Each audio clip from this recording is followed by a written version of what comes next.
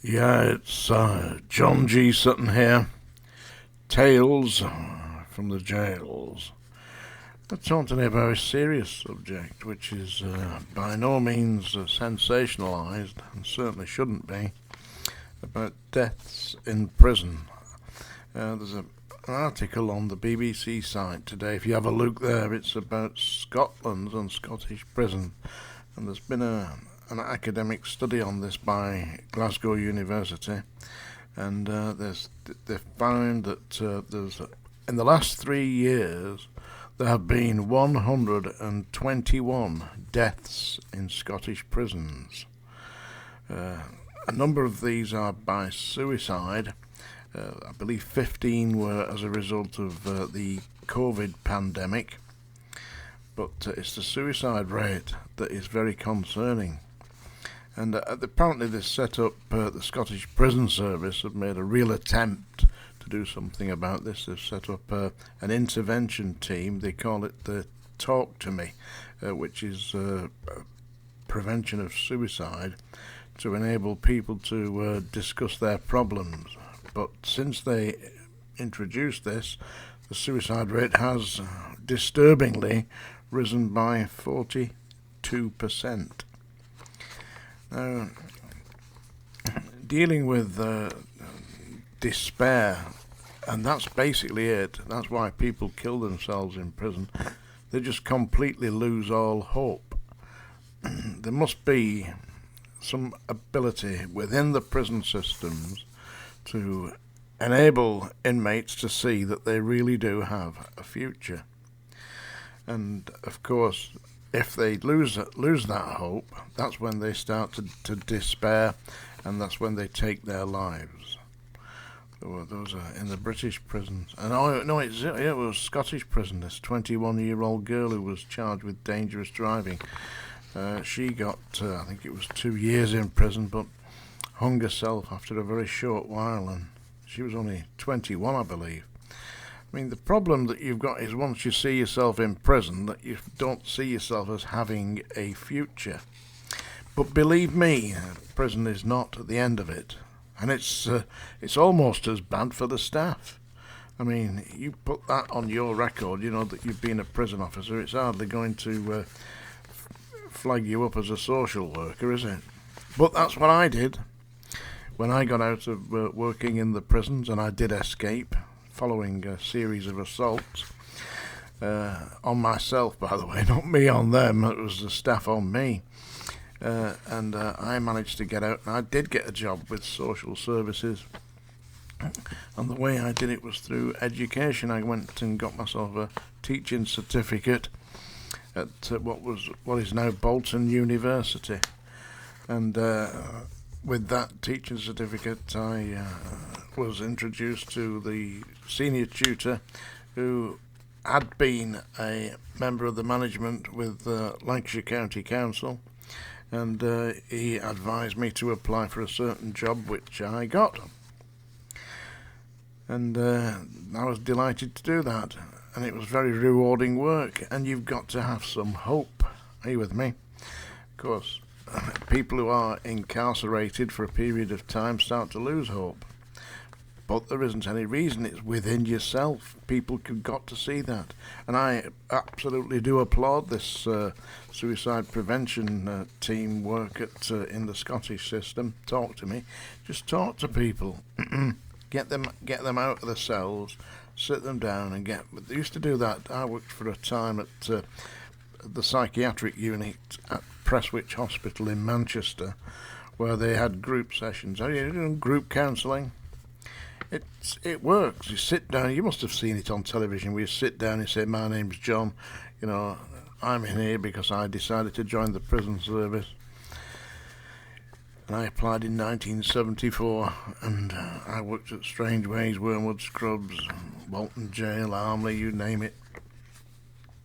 And you get up there and you admit all your problems.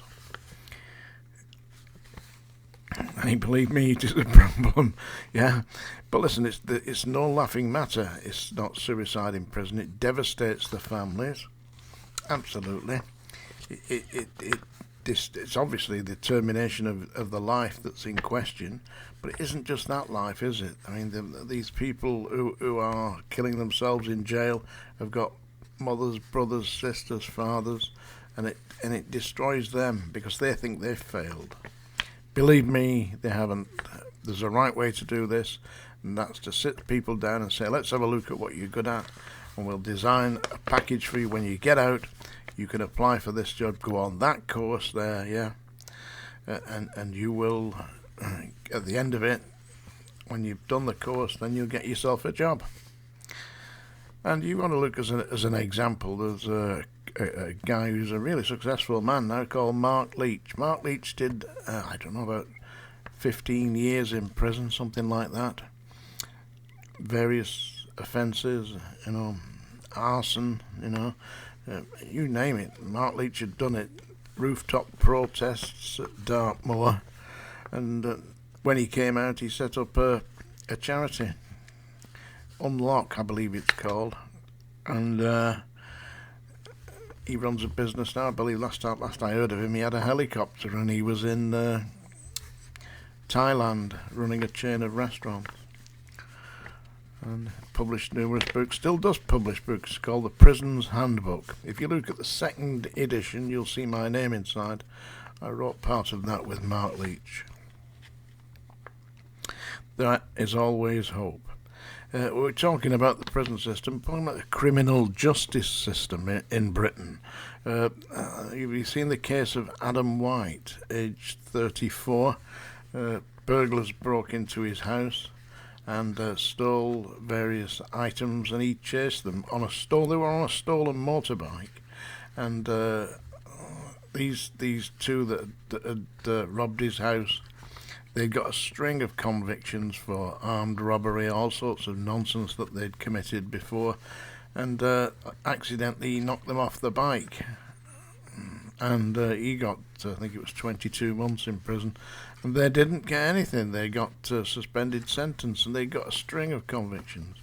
The big ho-ha about this, people set up a GoFundMe to raise funds for this guy, Adam White. But the court said you cannot take the law into your own hands, which they say he had. But he was chasing robbers. The police weren't.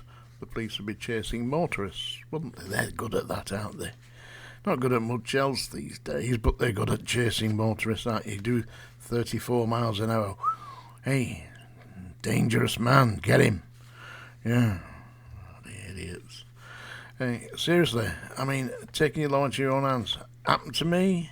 It happened to me. I was in a public house in London.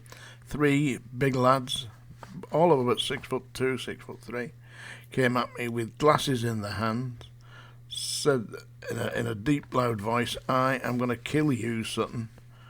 Next thing, boosh, the ambulance was outside and took them away to Hammersmith Hospital.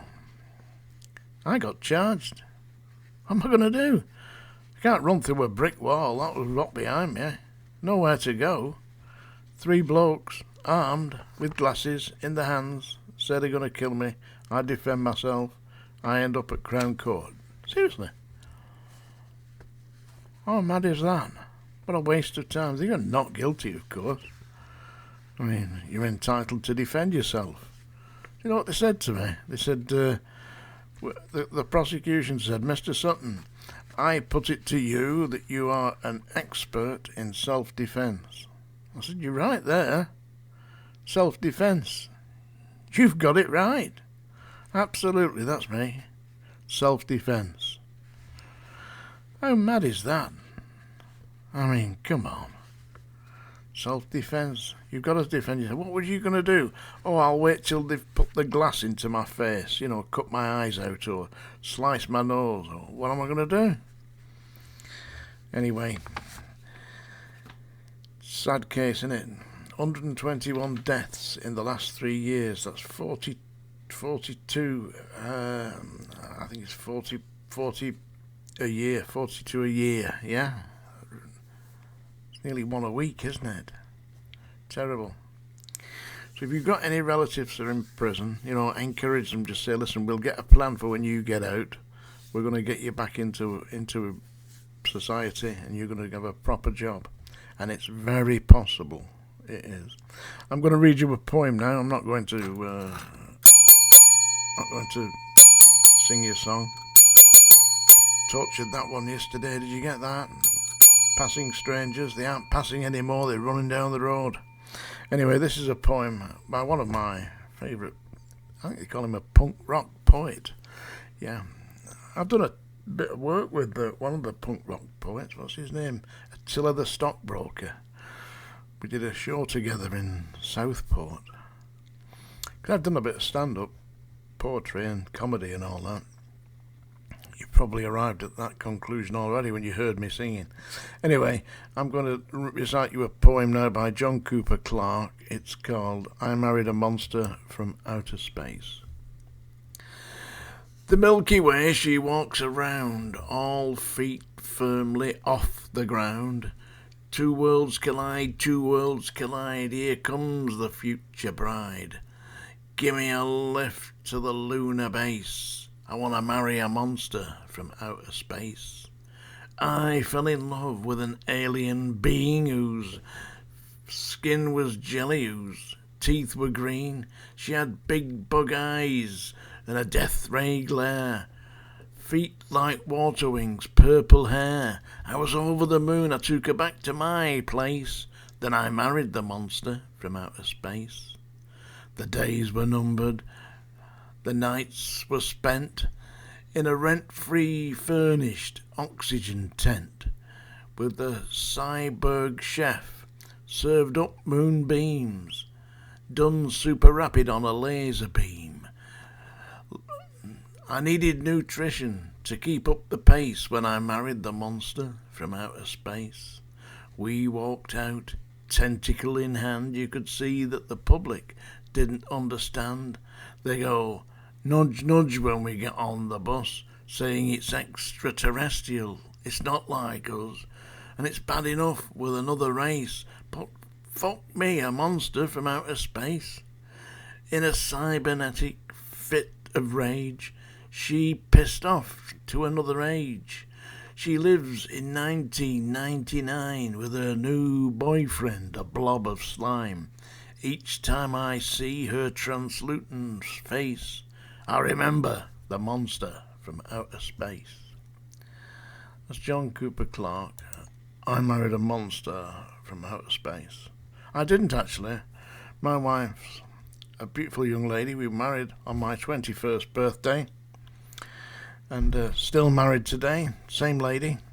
She looks exactly the same as she did 53 years ago. You can imagine that, what that's like. No, Mary's a very dear, sweet lady. On our 50th anniversary, she got a medal. It said, for bravery. Because living with me ain't no cakewalk, you know. If it's going to be trouble, you can usually put my name on it. Thank you very much for watching Tales from the Jails. Get my book, folks. It's on Amazon. Come on.